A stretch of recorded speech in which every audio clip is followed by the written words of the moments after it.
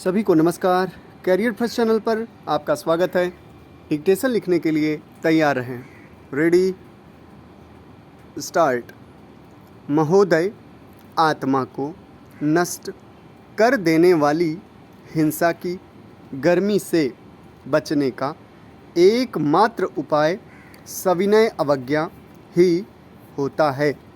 गांधी जी के साथियों को शायद ऐसा लगता रहा हो कि जिस राजनीतिक लक्ष्य के लिए वे संघर्ष कर रहे हैं उसके साथ गांधी जी की राजनीतिक रणनीति का मेल नहीं बैठता। एक राजनीतिक नेता का यह संतों जैसा रवैया देखकर कभी कभी कुछ कांग्रेसी लोग इसी जबान से उनकी खिल्ली भी उड़ाते थे। इस लेखक और युगांतर पार्टी के उसके साथियों के मन में गांधी जी के सिद्धांतों के प्रति पूरी श्रद्धा नहीं थी। अगस्त 1938 तक उन्हें ऐसा लगता रहा, लेकिन इसके बाद उन्होंने भी घोषणा की कि भारत की आज़ादी के लिए कांग्रेस के अलावा और कोई दूसरी पार्टी या मंच नहीं होना चाहिए।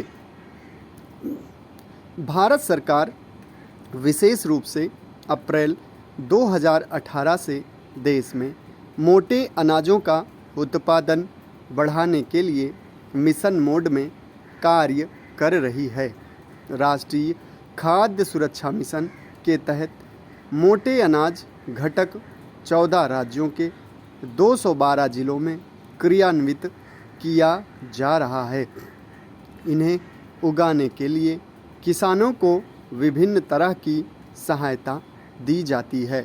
देश में मिले मूल्यवर्धित श्रृंखला में 500 से अधिक स्टार्टअप काम कर रहे हैं।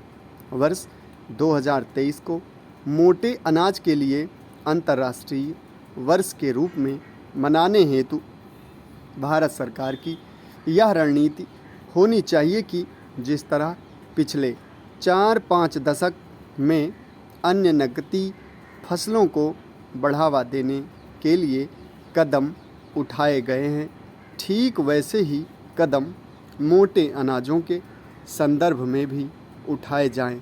जब किसानों को इस बात का भरोसा होगा कि उन्हें मोटे अनाजों की उपज का सही दाम मिल सकता है, तो निस्संदेह वे मोटे अनाज की खेती के लिए भी प्रोत्साहित होंगे।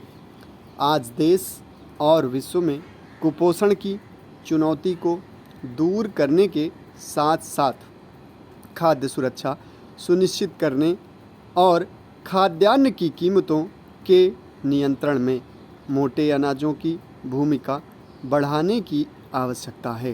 भारत में मोटे अनाज की खपत कम होने के पीछे महत्वपूर्ण कारण आम जनमानस में इसे प्राथमिक तौर पर अल्प सुविधाजनक व कम आकांक्षात्मक मूल्य वाली फसल के रूप में देखा जाना है।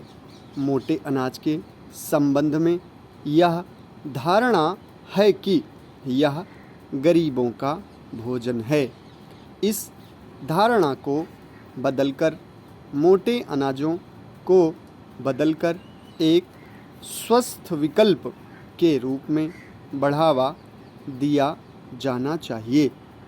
मोटे अनाज को आहार विविधीकरण के एक हिस्से के रूप में अपनाने पर बल दिया जाना चाहिए, जो स्थायी खाद्य एवं पोषण सुरक्षा बढ़ाने में मददगार हो सकता है। समाप्त। धन्यवाद।